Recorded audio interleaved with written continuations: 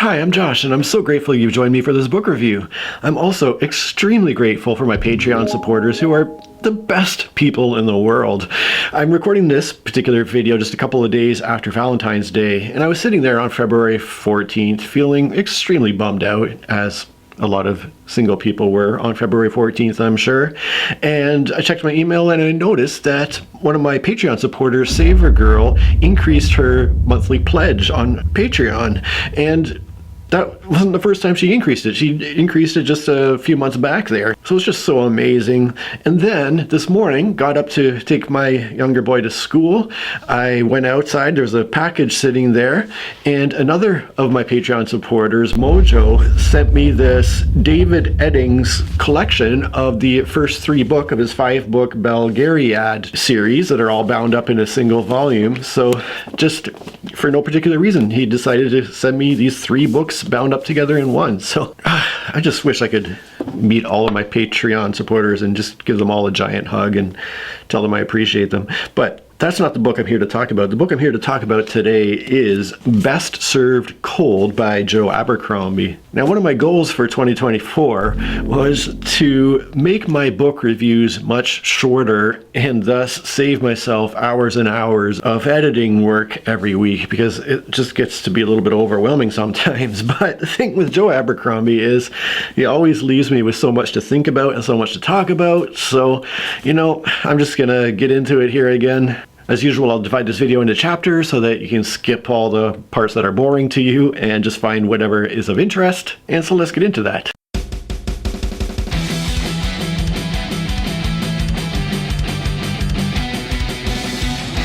As usual, I'm just going to do the most cursory plot summary in order not to spoil any plot points.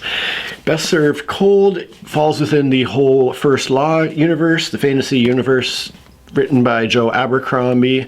I read the first 3 books that are known as the First Law trilogy, and now I'm getting into a few standalone books that fall before his next series takes place in that world. So this is the first of those standalone books. And while it does fall very much within that world, it does mention some of the major figures and a few of the big events from that First Law trilogy. The characters here that we're following are all new characters. So it's not a direct continuation of that original trilogy. As I'm sure you can imagine, based on the title Best Served Cold, this is a revenge story. It is extremely violent, and I had to chuckle that even in the dedication here, I'm assuming that Joe Abercrombie has dedicated this book to one of his daughters, because the dedication says, "For Grace, one day you will read this and be slightly worried." So in a nutshell, we're following 2 main characters here. We have a kind of warlord, a leader of an army named Monza. She is the one who gets into a bit of a rough situation and finds herself on this quest for vengeance. So throughout the course of the book, her goal is to avenge herself upon 7 different people who wronged her. And that's kind of the journey we follow through the book. And then alongside Monza, we have our other main character, a fellow who goes by the name Shivers. He is a warrior from the north, and he has lived a life of warfare and violence. And he, at the beginning of this book, he's left the north and come to the south seeking to better himself and to find a better way of life for himself, and very quickly finds himself in the employment of Monza as she sets out on her personal quest of vengeance. So that's all I'll say about the plot.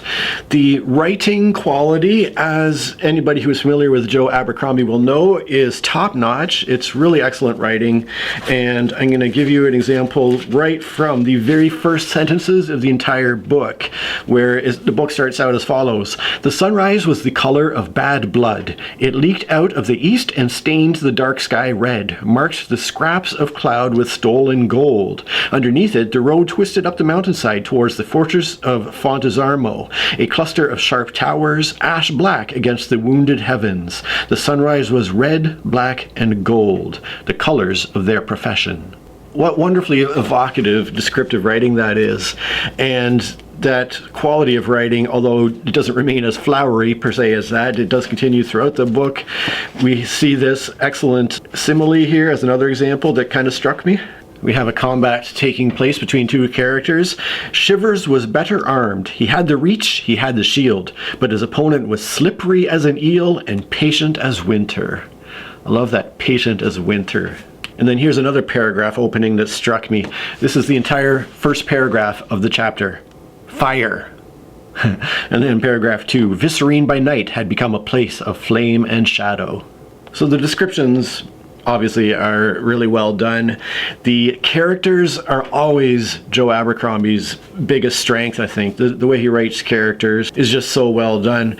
We have some interesting representation in the characters of this book. We have one fellow who goes by the name Friendly, who is very clearly autistic, although this being medieval fantasy, the actual diagnosis of autism obviously is not a thing, but just by the way he acts and talks, you can tell that that is a part of who he is. And we have two of our main characters who struggle with addictions. One of the characters is an alcoholic, and then one of our co-main characters here, Monza, is a drug addict. She is addicted to a drug that's very much like smoking opium would be. I guess it has similar effects. So along with this great characterization, we have just really well done dialogue throughout the book. And I also think that Joe Abercrombie does some of the best combat descriptions of any writer. I've heard it argued that John Gwynne does the best combat writing, but I disagree with that entirely. I think that Joe Abercrombie is better in that regards. And there is plenty of fighting. Like I said, it is a very violent book, and yet at the same time, one thing that I love about Abercrombie's writing is that he does weave a lot of humor in the midst of this terrible violence as well. And so we have another example here of a very brief conversation here between one character and this fellow Friendly, who I mentioned was autistic. And we have the first character saying, "Thank you, my friend. You are a rock, an anchor, an axle of calm about which I madly spin. Whatever would I do without you?" Friendly did not understand the question. The same things. So there's just a lot of moments throughout the book that did make me chuckle. If I have a couple of minor complaints, we do have a clever writing technique that Abercrombie likes to use where he'll be writing one scene and then he'll pick up an exact pattern in the next scene with the next characters where there will be a repeat or almost a parallel of things that are happening. One real quick example I can give here is this. A spectator is yelling at two characters who are dueling and yells, "Give us some blood, you idiots!" Shivers tightened his hand round the grip of the sword. He suddenly had a bad feeling, even worse than before. Then there's a paragraph break and we switch scenes. Rolling dice normally made Friendly feel calm, but not tonight. He had a bad feeling, even worse than before. He watched them tumble, clatter, spin, and so on. So there's this kind of mirroring of what has just happened in the previous scene, which is pretty clever in the way it's presented, but it is really overused in this particular book. It just keeps happening over and over again and becomes a slightly tiresome in the fact that, okay, yes, I see what you're doing here, it's clever, but you just keep doing the same thing. So that's kind of a good point, but also kind of a slightly negative point. Another one that falls within that category that made me laugh, but was maybe a little over the top. We have this one character whose name is mentioned once in the entire book. He just shows up briefly as the leader of a regiment in the military, and his name is spelled as follows. Yes, his name is Crapstain, spelled in that manner. I mean, whatever, it made me laugh, I guess. I guess the only strictly negative point I will say about the writing is that there is a scene that follows the terrible standard trope of a villain fighting our hero. Although again, as with a lot of Abercrombie's writing, who is a villain and who is a hero is not entirely clear. But anyways, we have, I guess, one of our lead characters in combat with somebody who's trying to kill them. And we have the tired old thing of the person this character is fighting has a sure victory. Victory is assured. Our hero has lost their sword and they are about to die, but then our villain character gives them back the sword and gives them the second chance. And, you know, we have the hero on the brink of death, but our villain character unnecessarily giving them this second opportunity, which is the old trope of unnecessarily prolonging the death of the protagonist. And of course, that not working out for the villain in the end. Now, tangentially related to the writing and the way things are presented, I'm going to come back, as I often do with these fantasy books, to kind of my two areas of expertise. One is with my career as a paramedic, dealing with injuries, traumatic injuries to the body, and understanding how the body works in that respect. There are some gripes, sort of, that I have along those lines. And then my other nominal area of expertise is with medieval arms and armor and combat, and so I'm going to talk about some issues that I have along those lines as well. So starting with the physical injuries side of things, and the only one that really kind of annoyed me here, we have an unconscious prisoner being brought before one of our protagonists, and in fact this is Monza, and Monza says, "Wake him up." So Friendly flung a bucket of water in his face. He coughed, dragged in a breath, shook his head, drops flicking from his hair. He tried to stand and the chain rattled, snatching him back down. So, yet again, we have a situation where somebody has been knocked unconscious in combat, and in order to revive him and wake him up to start questioning him, they throw a bucket of water in his face. And I'm sitting there wondering, in all those years of working on ambulances, why didn't we carry buckets of water to deal with all the unconscious patients we dealt with? If I'd have known that all it took to revive an unconscious person was to splash water in their face, it would have made my job so much easier.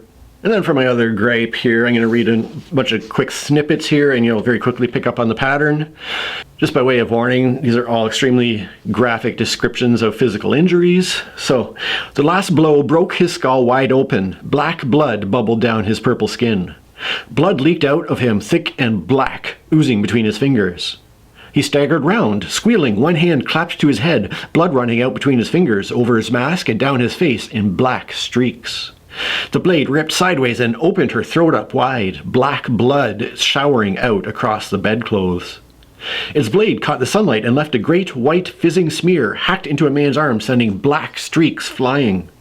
She cut another man down as he tried to run, near taking his arm off at the shoulder and sending blood up in a black gout. His tongue lolled out, one eyelid flickering, black blood creeping down from his hairline.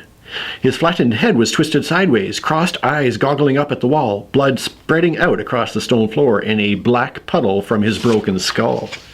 They chopped, hacked, spat, kicked, stabbed at each other, jumping over bodies, stumbling over weapons, boots slipping and squeaking in black blood on polished stone. Everywhere, black spots of blood were scattered, and her soul soaked them up and left bloody footprints behind her. So, again, Abercrombie here is obviously obsessed with this notion of black blood coming out of people. And I can tell you from first-hand experience, I have seen, I wonder how much blood I've seen in 16 years of working as a paramedic. Certainly enough to fill several humans. And in any case, the point being that blood, when it comes out of a person, especially when it is first coming out of a person, is very bright red. In particular, when it's arterial blood, nicely oxygenated blood, it is a very bright red. Even venous blood, when it's first coming out, is quite red as well. But nothing about it looks dark or black. Blood has to really sit for quite a long time to congeal and turn dark and eventually turn kind of a rusty red-brown color when it dries. So I'm not sure exactly why Abercrombie continues to insist on describing blood as black. And it's not just blood, too. Here we are talking about brains in a couple of instances. The first man had the single great wound yawning in his skull, a black splatter of brains smeared over his crossed eyes. That's the second time, too, that he's mentioned crossed eyes in a dead person, as if every dead person is a cartoon with crossed eyes and tongue sticking out. I'm not sure exactly why. But then the other quote here is, "The man with the mask was staring, eyes wide inside the eye holes, spatters of dark brains across his pale cheek." And once again, I can unfortunately tell you from experience, having seen human brains and parts of human brains, having had to, in fact, hose out bits of skull and brain from the back of an ambulance. Brains are a very bright pink, a very light, bright pink color that's unmistakable. You see pieces of brain on a roadway and there's nothing else it could be. There's this just bright pink color, certainly not dark or black. We then have another character who's been run through the torso with a sword, and it said he coughed black vomit, then stopped moving. in that instance, it's kind of a close but no cigar situation, because if they are vomiting from having just been run through the stomach, it is once again going to be very bright red blood that they're vomiting out. Yes, people who have sort of a slowly progressing GI bleed will have black, what we call coffee grind emesis, as well as black tarry stools, but that's if it's a slowly progressing, more chronic situation. Some dude who's been stabbed in the stomach and is vomiting blood is going to be bright red again. And then the final example before I leave this topic that I've already devoted too much time to, we have even one lady's makeup being described as follows: lips and nails painted black red like blood from a fatal wound. So sure, her lips and nails were black red like blood from a fatal wound. Again, I won't belabor the point, but you understand what I'm trying to say here. There's nothing quite so bright and colorful as fresh blood and brains coming out of a person. And then this other area that I've studied a fair bit is this idea of medieval arms and armor and weaponry and that sort of thing.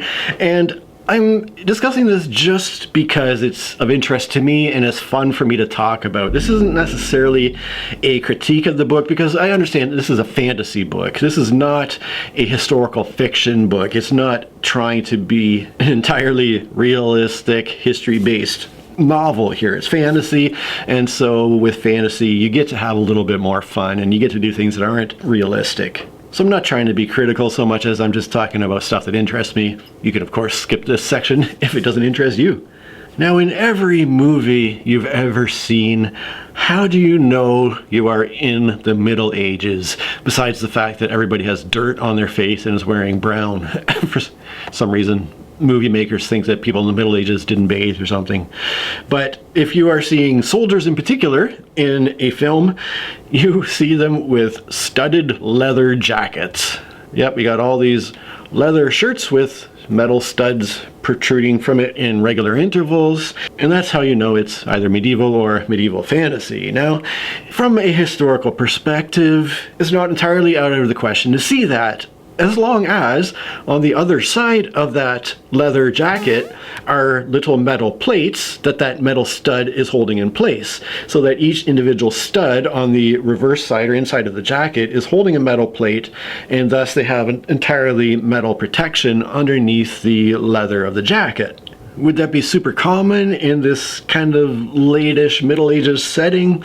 I mean, you're much more likely to see mail armor as being something more common, especially when it's worn over thick padded jackets and so forth. But of course, we have our studded leather appearing on a fairly regular basis in this book. A few examples: we have a soldier that is being described as being in a studded leather jerkin. There's another light infantryman who is in studded leather. Another young lad who is wearing a studded leather jacket. So, yep, we have this studded leather appearing in at least a few different cases. But we don't just have the clothing, we have doors. We have a castle with iron studs on a great door, as well as studded palace doors. So for some reason our medieval people are taking the great big wooden doors and putting iron studs in them. I'm not exactly sure why or what the purpose of that would be. I don't know nearly as much about architecture as I do about arms and armor, so I don't know if there's some kind of historical background to this. My only real thought is that, are you weakening the wood by hammering metal studs through it? I don't really know. But then finally, not only do we have jackets and doors, we also have a character who's described as wielding a war axe with a studded wooden handle. Again, this isn't entirely without precedent. There's at least one or two rare instances where you might have a dagger that has metal studs on it, that if a person's wearing a gauntlet, it might help give them a good grip on it. But I'm not at all aware of an entire axe handle being studded with metal, or what benefit that might be, other than again maybe giving some grip. But yeah, it's just something I felt to be a little bit odd in the books. I think the most egregious thing from a hand-to-hand combat perspective I found in the entire book was this. We have, once again, a character in a single kind of hand-to-hand duel, a sword duel with another character, and the fight has been going on for a little while, and at some point it says, she undid the buckles on one side of her breastplate, pulled it open, and let it clatter down. It was no protection against a swordsman of his skill, and the weight of it was only tiring her.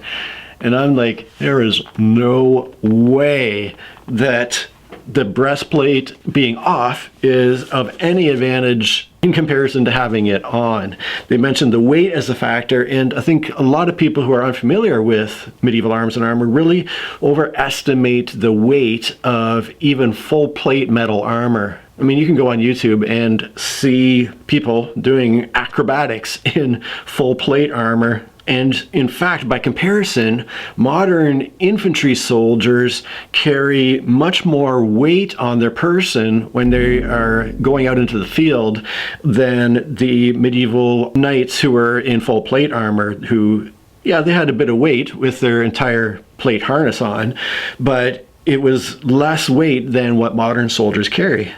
And that's full head-to-toe plate, not simply a breastplate.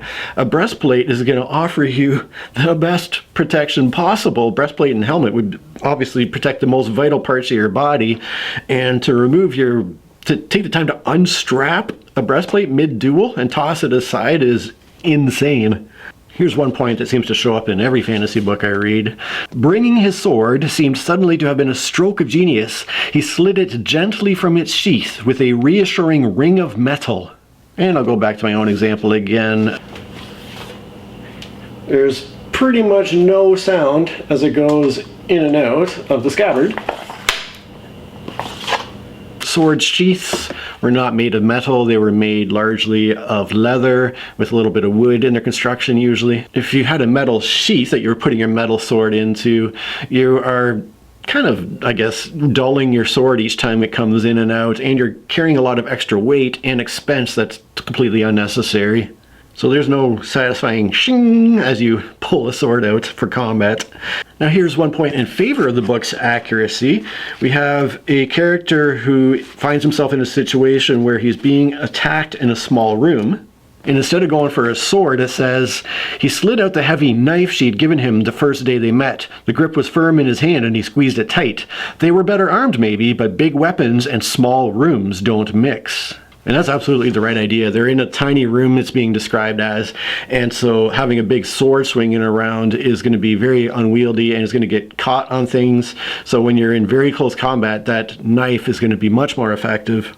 And in terms of historical weapons, that's one reason why you see sailors and pirates for ship combat wielding sabers, these much kind of thicker but shorter curved swords, because they're often fighting in much closer quarters. So having a great big long sword is going to be more detrimental to them than this kind of much shorter, stubbier saber. So that was well done. Another point that excited me for its accuracy related to sieges. So there's a couple of cases here where a castle or a walled town is being besieged, and I read this and I got very excited. Some defenders on a tower roof upended a big vat of boiling water into the faces of a party trying to raise a ladder below. I was like, yes, they didn't go with boiling oil. They went with boiling water. That's way more historically accurate.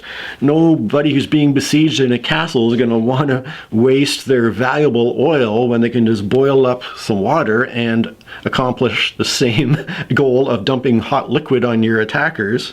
So I was like, great, that's fantastic. And then I turned the page and I read this. Shivers saw someone at the battlements upending a pot onto a ladder and the men climbing it. Someone else came up with a torch, set light to it, and the whole top half went up in flames. Oil, then. Shivers watched it burn, a couple of the men on it, too. And I was like, no, you just had it right, and then you went back to the oil. Again, it might not necessarily be entirely unheard of, but if they wanted to go for something other than water, they might actually heat up sand and dump this hot sand on them, which would then get into the cracks of the armor and really burn them badly. Or they might even dump lye on them, which would cause chemical burns, but you probably didn't see a lot of burning oil being dumped in sieges. The other siege thing related to burning things, we have somebody describing this. We set that tower to burning with a catapult. And going back to film, of course, filmmakers love burning arrows, burning catapults, burning projectiles of all sorts. And the books, of course, follow suit, which, you know, is really not a terribly common thing to have these sorts of burning projectiles, just because of the sheer difficulty of having something that is going to burn well enough when being thrown at a huge velocity and not having the wind put out the flame in the process. So catapults were typically much more useful with knocking holes in walls, breaching walls, discouraging defenders from being on walls and that sort of thing. And then my last point is also another one that refers to fire here, and I'll read it and see if you can spot what's wrong. Friendly lit a torch, Vitari 2 and Day a third, set at the front of the cart to light the way. So they're traveling at night, and they have lit torches and set it on the front of the cart to light the way. Now this is a common mistake, once again, that shows up everywhere. Movies, video games, whatever. You'll see a character, an adventurer perhaps, inside a cave, a dungeon, and in order to light the way, they'll have this burning torch that they're holding in front of them to see what's going on there. Now, the problem with that is if you're in a dark environment and you have this bright light in front of you, you are going to completely night blind yourself, and you're going to see nothing but this burning bright light and nothing at all. In order for a torch to be effective in the night or in the dark, it needs to be above or behind you, because then it's going to cast its light and you're not going to be blinded by the light, but you will be able to see at least a certain distance around you. So if you're lighting torches for your cart, you're going to want them above and behind you. Putting them in front of you, you've completely blinded yourself. You're going to see nothing at all. So yes, that is extremely nitpicky of me to point out something like that. But again, it's fun for me to talk about this kind of historicals type stuff. But now it's time to leave the fun stuff behind and get into the more serious topics.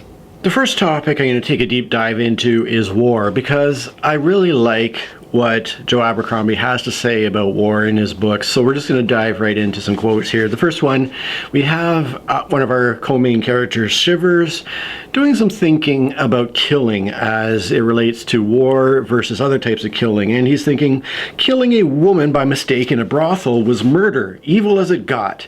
But killing a man on purpose in a battle was all kinds of noble, a thing to take pride in, sing songs of. Time was, gathered round a fire up in the cold north, that had seemed simple and obvious. But Shivers couldn't see the difference so sharp as he'd used to, and it wasn't like he'd got himself confused. He'd suddenly got it clear. You set to killing folk, there's no right place to stop that means a thing. We're going to talk more about this character's progression in terms of his thoughts about morality in a little bit, but continuing on the topic of war, we have one soldier who's talking to another about being in his military position, and he says, I entirely see and understand the pointlessness and waste of it all, yet I do it anyway. Does that make me worse or better than the man who does it thinking himself ennobled by a righteous cause? Or the man who does it for his own profit without the slightest grain of thought for right or wrong? Or are we all the same? Carrying that same thought forward here, we have two military leaders talking about how to motivate their men to fight. We have one saying, you could always appeal to the cause, and the other one replies, and there's a curse word here, but he says, ha! My curse on fucking causes. Nothing but big excuses. I never saw men act with such ignorance, violence, and self-serving malice as when energized by a just cause. Continuing along similar lines to the idea of one faction versus another, that was the difference between a hero and a villain, a soldier and a murderer, a victory and a crime. Which side you called home?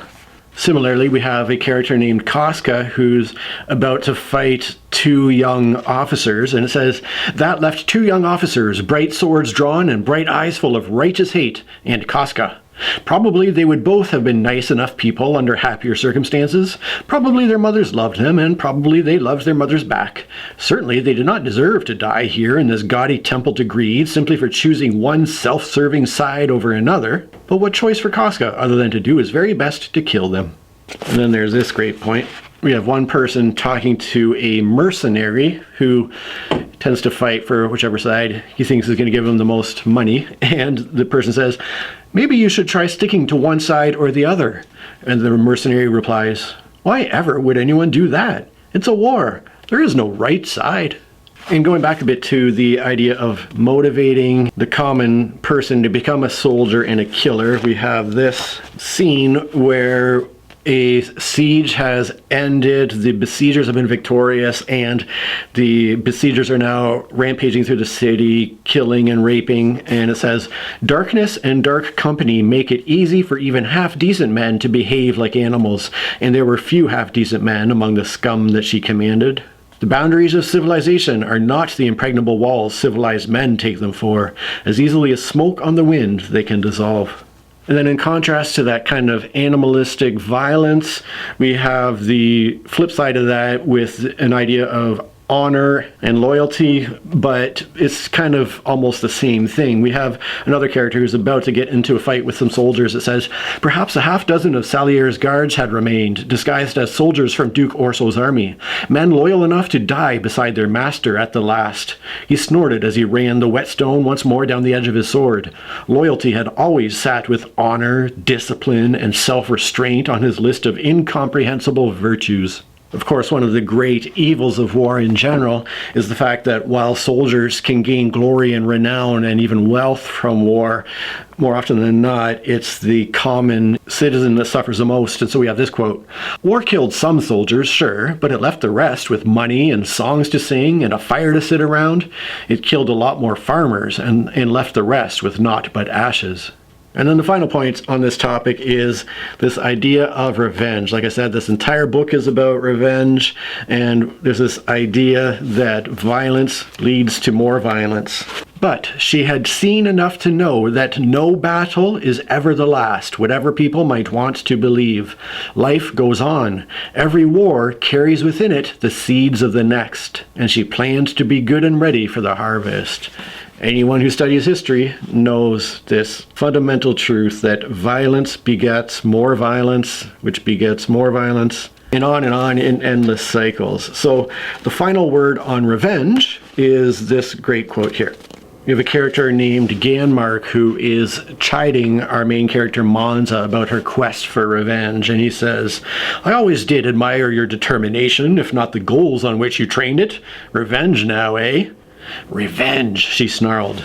"Revenge. If you could even get it, what good would it do you? All this expenditure of effort, pain, treasure, blood, for what? Who was ever left better off for it?" His sad eyes watched her slowly stand. "Not the avenged dead, certainly. They rot on regardless. Not those who are avenged upon, of course. Corpses all. And what of the ones who take vengeance? What of them? Do they sleep easier, do you suppose, once they have heaped murder on murder, sown the bloody seeds of 100 other retributions?" She circled around, trying to think of some trick to kill him with. "All those dead men," he lists a location, which I don't want to spoil. "That was your righteous work, I suppose. And the carnage at," he lists another spot. "A fair and proportionate reply. What had to be done?" "Ah, what had to be done? The favorite excuse of unexamined evil echoes down the ages and slobbers from your twisted mouth." And they carry on with that conversation in that manner, but you get the point. This next section is going to cover one of mine and I think one of Abercrombie's pet topics, and that is the idea of power and the wealthy ruling elite. We'll start on a slightly lighter note. We have our Northman Shivers, who is in the big city and trying to understand the concept of a banker. Monza mentions a person who's a banker to him, and he says, "A what?" "A man who counts money." "He makes money counting money?" "That's right. Some strange fashions you folk have down here." This topic will bring us back to money shortly, but let's talk about power and how to acquire it, which usually is tied in with money and still is today. Shivers was proud to say he had fought beside Rudd Three Trees. He'd called him chief, but in the end, what had Three Trees' honor got him? A few misty-eyed mentions around the fire. That and a hard life and a place in the mud at the end of it. Black Dow had been as cold a bastard as Shivers ever knew, a man who never faced an enemy if he could take him in the back, burned villages without a second thought, broke his own oaths and spat on the results, a man as merciful as the plague and with a conscience the size of a louse's cock. Now he sat in Scarling's chair with half the north at his feet, and the other half feared to say his name. Skipping ahead a couple paragraphs. Mercy and cowardice were the same. No one was giving prizes for good behavior. Not here, not in the North, not anywhere. You want a thing, you have to take it, and the greatest man is the one that snatches most. Maybe it would have been nice if life was another way, but it was how it was. Skipping ahead about 300 pages. Mercy and cowardice were the same. There were no rewards for good behavior, not in the North, not here, not anywhere.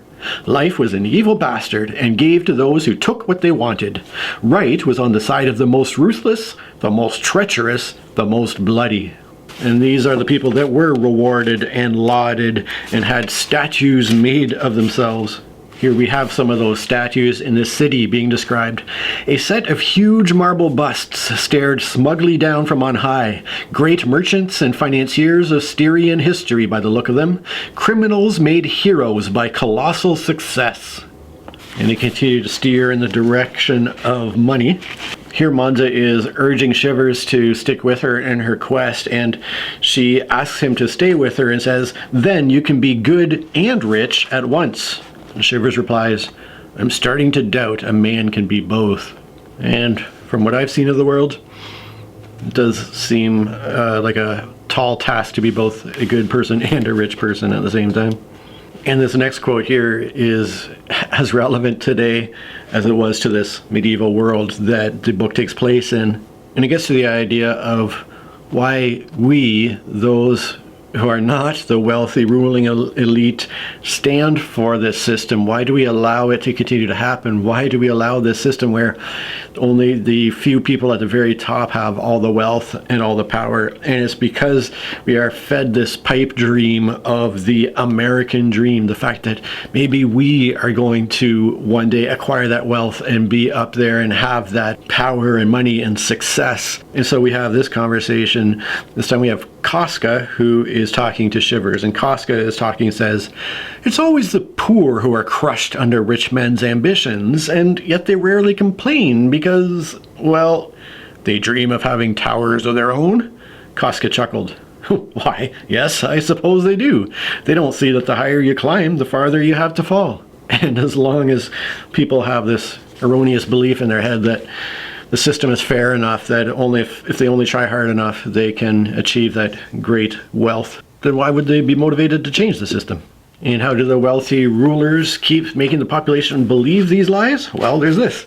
Duke Orso had once told her that the way to turn a lie into the truth was to shout it often enough.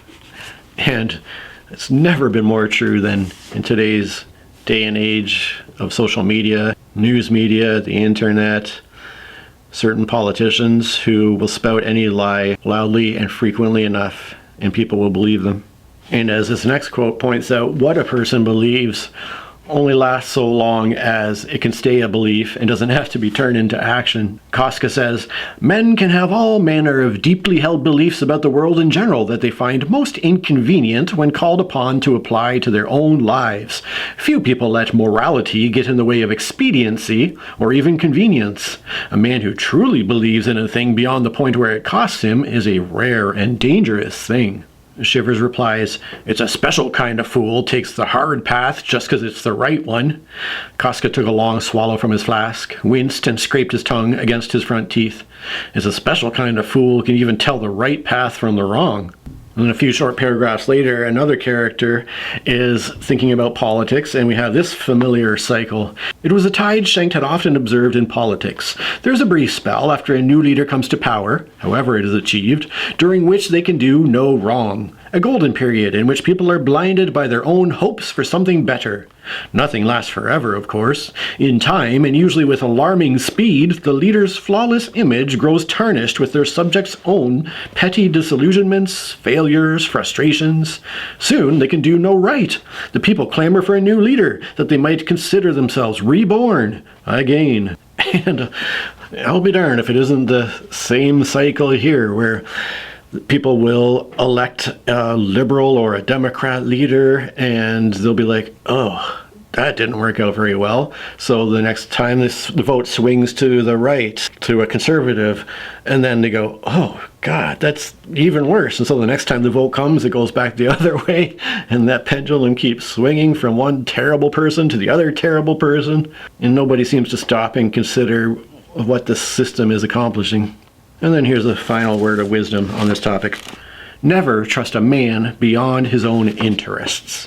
So the last topic I will cover before I finish up by just going over some general great points that I relate to is a character progression. So one thing that Abercrombie does really well, like I said, his paragraphs, his characters are just all amazingly sketched and just some of the best characters I've read in fiction. And our character Shivers here has the most interesting character progression throughout the course of the book.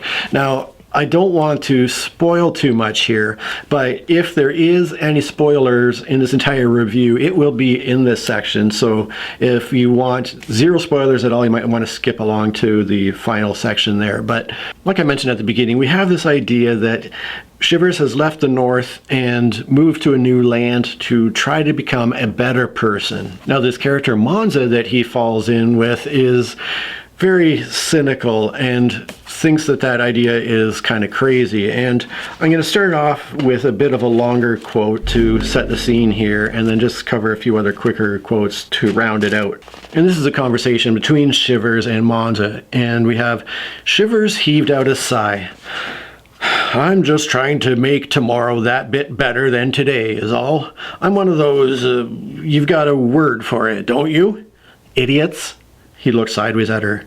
It was a different one I had in mind. Optimists. That's the one. I'm an optimist. How's it working out for you?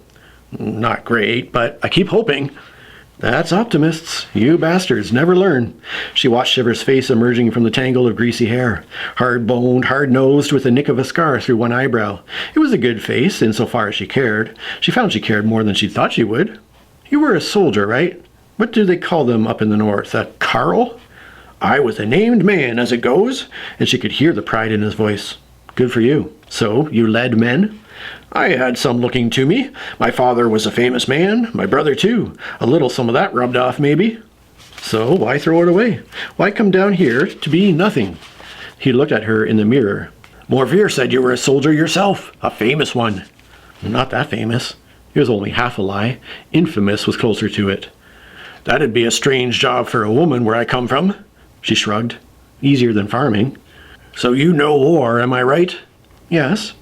Dare say you've seen some battles. You've seen men killed. Yes. Then you've seen what goes with it. The marches, the waiting, the sickness. Folk raped, robbed, crippled, burned out who've done nothing to deserve it. Monza thought of her own field burning all those years ago. You've got a point, you can out and say it. That blood only makes more blood. That settling one score only starts another. That war gives a bastard of a sour taste to any man that's not half mad, and it only gets worse with time. She didn't disagree. So you know why I'd rather be free of it. Make something grow, something to be proud of, instead of just breaking. Be a good man, I guess. A good man, eh? That's right. So you've seen dead men yourself? I've seen my share. You've seen a lot together, she asked. Stacked up after the plague came through, spread out after a battle? Aye, I've seen that. Did you notice some of those corpses had a kind of glow about them, a sweet smell like roses on a spring morning? Shivers frowned. No. The good men and the bad, then, all looked about the same, did they? They always did to me, I can tell you that. It was his turn to stay quiet. If you're a good man, and you try to think about what the right thing is every day of your life, and you build things to be proud of so bastards can come and burn them in a moment, and you make sure and say thank you kindly each time they kick the guts out of you, do you think when you die and they stick you in the mud, you turn into gold? What? Or do you turn to fucking shit like the rest of us? He nodded slowly. You turn to shit, all right, but maybe you can leave something good behind you. She barked empty laughter at him. What do we leave behind but things not done, not said, not finished? Empty clothes, empty rooms, empty spaces in the ones who knew us, mistakes never made right, and hopes rotted down to nothing? Hopes passed on, maybe. Good words said. Happy memories, I reckon. And all those dead men's smiles you've kept folded up in your heart, they were keeping you warm when I found you, were they? How did they taste when you were hungry? They raise a smile even when you were desperate? Shivers puffed out his cheeks. Hell, but you're a ray of sunshine. Might be they did me some good. More than a pocketful of silver would have? He blinked at her, then away. Maybe not, but I reckon I'll try to keep thinking my way just the same. Ha! Good luck then, good man. She shook her head as if she'd never heard such stupidity. Give me only evil men for friends, Verturio wrote. Them I understand. Alongside that, there's this idea that I kind of agree with and I kind of disagree with. We have one character trying to teach another character a lesson, saying, one cannot grow without pain. One cannot improve without it. Suffering drives us to achieve great things. Love is a fine cushion to rest upon, but only hate can make you a better person. That kind of goes alongside one of my least favorite phrases of all time, which is, whatever doesn't kill you makes you stronger. This idea that you can only toughen up and grow and strengthen through adversity and pain and hardship. And while there is an element of truth in there, there is a point at which, instead of leading to strength and growth, it leads to destruction. And just from personal experience, I know that in some ways the trauma I've suffered from a very early age has given me a certain amount of strength, but I think on the balance of things, it has really destroyed a lot of who I am, and on the whole has done a lot more harm than good. And again, without trying to spoil too much here, throughout the course of the book, our character Shivers does suffer some horrendous physical injury and pain, and that does negatively impact him and his whole outlook. And so in a similar way to where I experienced that kind of same regression through trauma, he experiences something similar and gets to this point that unfortunately I can kind of relate to. A character is talking to Shivers and says, keep closer to her, you're supposed to be her bodyguard. I know what I am. And Shivers gave Rojant his widest grin. Don't worry yourself on that score. And then again, I know what I am, he whispered. He was no monster. He just had enough. Because you can be pushed to the brink by too much suffering. And once you go over that brink, I think there's rarely any coming back from that. But I would like to end this kind of dark section on, I think, a more uplifting note. Sort of later on down the line, Shivers is once again talking to Monza, and he says, these are ruthless times we live in, and in ruthless times, mercy and cowardice are entire opposites. We all turn to shit when we die, Monza, but not all of us are shit while we're alive. And I think that's a great point, even though I do kind of share that nihilistic viewpoint that the good and the bad person both live as equally brief a moment in time here. We both return to the mud, as they say, and cease to exist regardless of what actions we have done. But during that short period that we are alive, we do have a choice of what kind of person we are. So I think that's an interesting point. And I am going to wrap up here with some other interesting points. These are some things that just kind of stuck out to me because I related to each of them in a certain way. And it's kind of interesting to me that this first character I relate to is the autistic character named Friendly. We're going to see in him a few characteristics that exist because of his autistic tendencies, whereas for me, these things kind of showed up, I think, as a result of the trauma that I was just talking about. Another character is thinking about Friendly and thinks there was something almost magical about Friendly's aura of calmness. He had the utter confidence to stay silent and simply not care what anyone thought. Enough to take Casca a rare step towards calmness himself. And there's a couple of things in there that kind of jump out to me. One is the perfect confidence that comes with just not caring, with apathy. And the other is just the staying silent, because I realized long ago that most people don't want to hear what I have to say. They just want to hear themselves say what they have to say. So in group settings, more often than not, I'll be the one sitting quietly off to the side listening.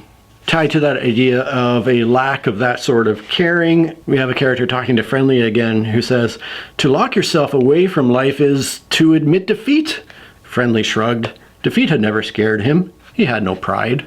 And I think one thing, if you're beaten down hard enough and often enough, you kind of don't have that sort of pride that comes along with small things. And speaking of the Valentine's Day that just passed, Friendly is observing the world around him. He had often seen that it was in the nature of people to form pairs. Everyone except him. He was left alone in the shadows. Maybe there was something wrong with him, the way the judges had said. Well, I guess I know there's stuff wrong with me anyways. I had also briefly mentioned near the beginning of this video that we follow a couple of characters who struggle with addiction. And there's this one great statement. And this time Shivers is talking to Koska, and Koska is our alcoholic character in the book. Shivers says, "I don't trust a man who drinks," he growls, not bothering about dressing it up. "A man takes to drinking, then he gets weak, then his mind goes." Koska sadly shook his head. "You have it back to front. A man's mind goes, then he gets weak, then he takes to drink. The bottle is the symptom, not the cause." That is absolutely right. One thing I've always said is that uneducated people say that addiction is a choice. More educated people say that addiction is a disease. But personally, I've always said that addiction is a symptom, and the disease that it's a symptom of is trauma. So I think that's right on the nose there. And as you might have guessed, one of the running themes throughout this book is the idea of change. People who try to change themselves, whether it's somebody who is addicted to a substance who's trying to achieve sobriety, or there's Shivers who's trying to change from being a violent person to more of what he would consider to be a good person. And we have this statement that actually comes from Koska again. Koska is talking to our character Friendly and says, "Change, Friendly. Change is a funny thing. Sometimes men change for the better. Sometimes men change for the worse. And often, very often, given time and opportunity, well, they change back." And isn't that the sad truth? Those of us who strive to improve and become better and shake off kind of bad habits or addictions have such a hard time making that good stuff stick, don't we? But in the midst of all that horrible stuff, humor is important, I feel anyways, and so does this character. This time it's Monza and Koska, our alcoholic character, talking to each other. First we have Monza. "You sure this is the best time for jokes?" Monza muttered. "Unhappy times are the best for levity. You don't light candles in the middle of the day, do you?" I like Koska. He's a fun character in this book. On the same topic, we have Koska once again talking to another character, and it says, "The mercenary Koska chuckled. My old mentor Sazine once told me you should laugh every moment you live, for you'll find it decidedly difficult afterwards." "That's so. What became of him?" "Died of a rotten shoulder." "Poor punchline." "Well, if life's a joke," said Koska, "it's a black one." "Best not to laugh then, in case the joke's on you." "Or trim your sense of humor to match." "You need a twisted sense of humor to make laughs of this."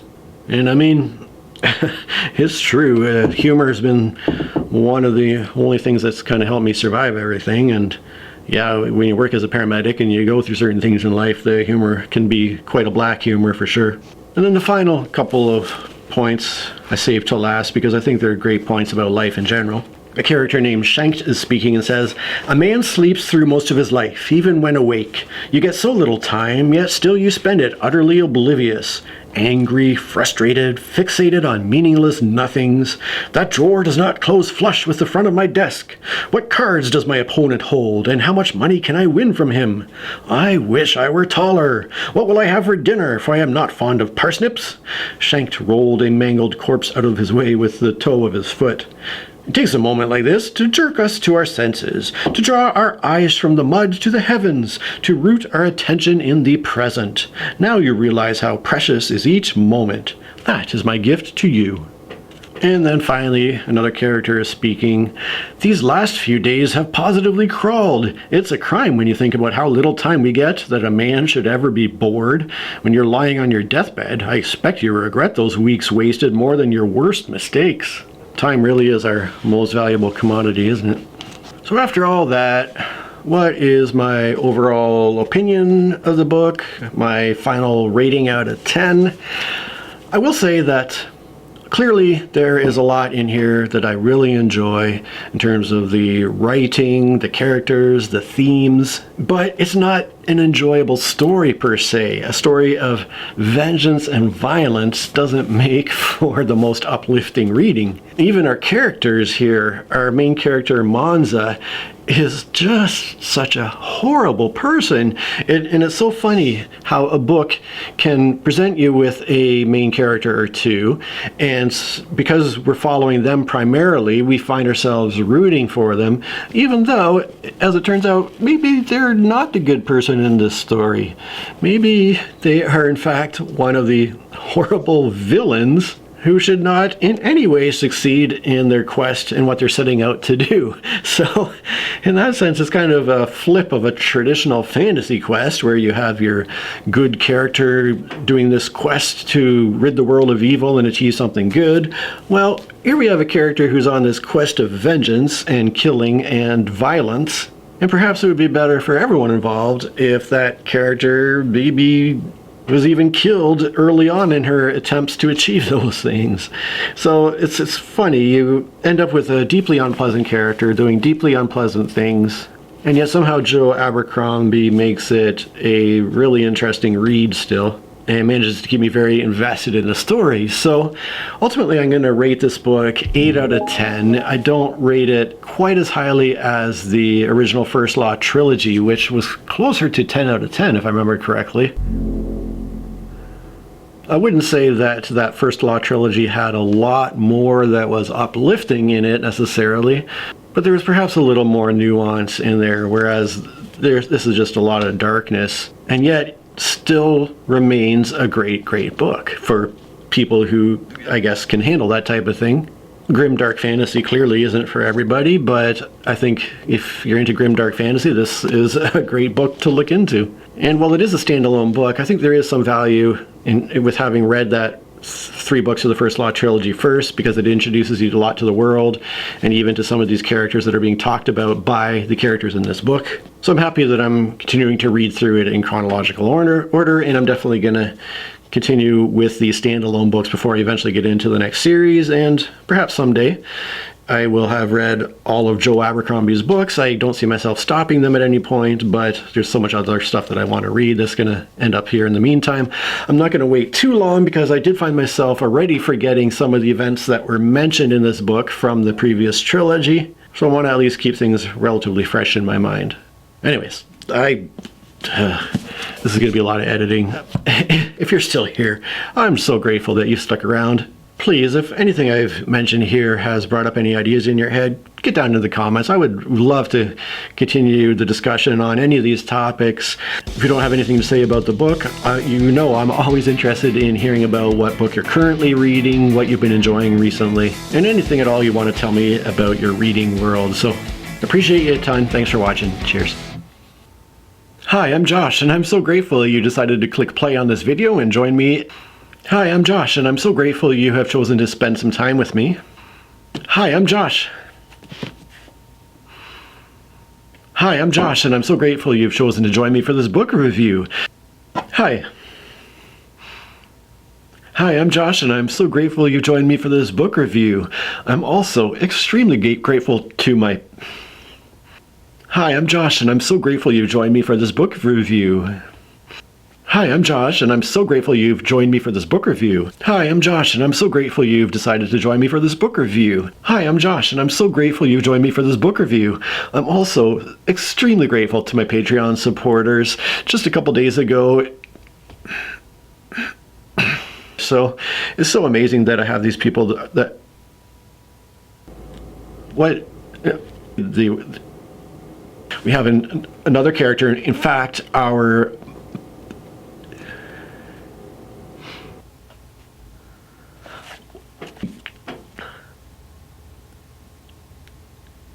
Now 10, oh.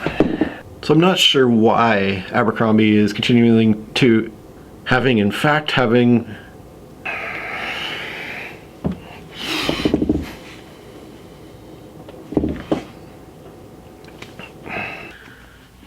the and then But during that short period, my next topic is going to be one of mine and the next topic is going to be one of my pet topics. My next topic is going to be one of my, and I think one of Abercrombie's pet topics, and that is the idea of the wealthy.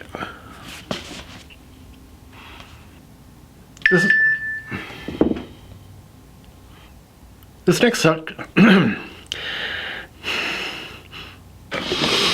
okay. This is going to be a nightmare to edit.